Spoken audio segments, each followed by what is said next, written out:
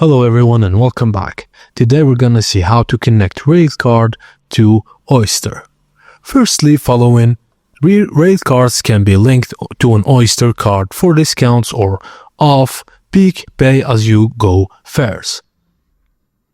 Firstly, you cannot link your Railcard to an Oyster card online. You must do it in person at a London Underground station ticket machine or counter, or the Elizabeth Line or London Overground station. Some national rail ticket offices in London. Go to the ticket office or an Oyster ticket stop and ask a staff member to link your Railcard. Provide a valid Railcard and your Oyster card. The staff will apply the discount to your Oyster card. Now tap your Oyster card on a ticket machine to check if the discount is applied.